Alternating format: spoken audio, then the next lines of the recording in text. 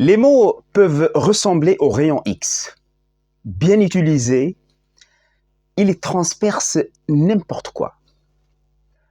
On lit et l'on est transpercé.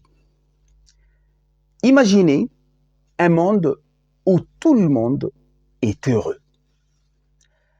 Un monde sans guerre, sans pauvreté, sans douleur, où le mot famille est devenu obscène, où l'amour est remplacé par des plaisirs instantanés et où l'on vous donne une pilule pour chaque maladie, même l'angoisse d'exister.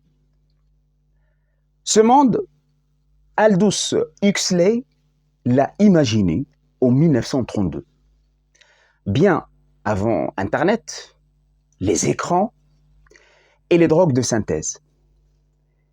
Il l'a appelé le meilleur des mondes. Mais est-ce vraiment le meilleur? Dans cette société, les humains ne naissent plus. Ils sont fabriqués, conçus en laboratoire, conditionnés dès l'enfance à aimer leur sort. Il y a les alphas, brillants, et les epsilons, abrutis mais contents.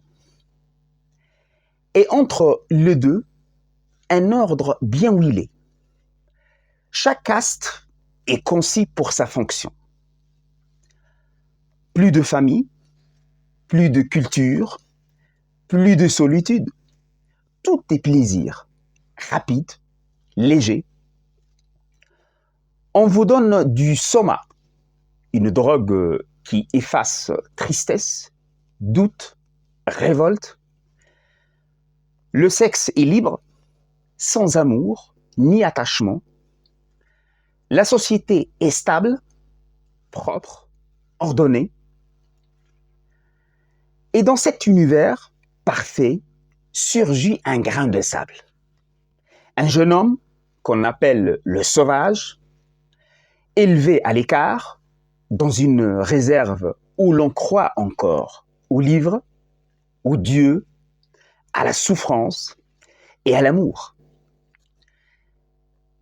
Ce choc des mondes nous interpelle. Faut-il choisir entre bonheur et liberté? Peut-on vraiment sacrifier la vérité, l'art, la pensée, juste pour ne plus souffrir? Et dans une société sans douleur, ne finit-on pas aussi par supprimer toute profondeur? Car la souffrance, aussi terrible soit-elle, fait de nous des humains. Elle donne du sens à nos choix. Elle nous pousse à créer, croire, aimer. Ce que Huxley dénonce, ce n'est pas un régime brutal, comme chez Orwell, mais un totalitarisme doux, qui séduit plus qu'il n'opprime. Une dictature de bien-être, où la révolte devient inutile, car plus personne n'en a envie. Orwell redoutait un monde contrôlé par la peur. Huxley craignait un monde asservi par le plaisir.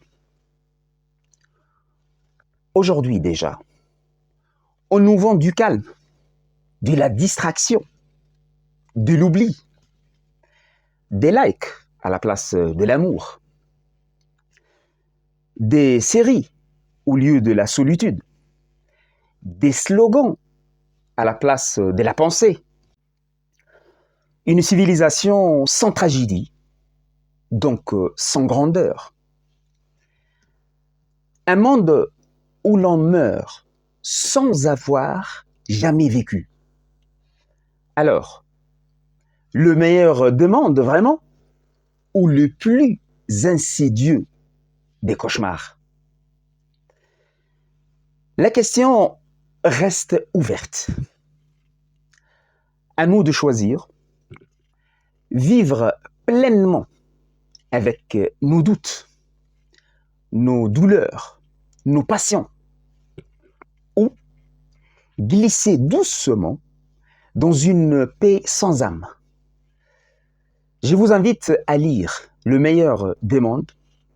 Ce roman ne projette pas un futur lointain.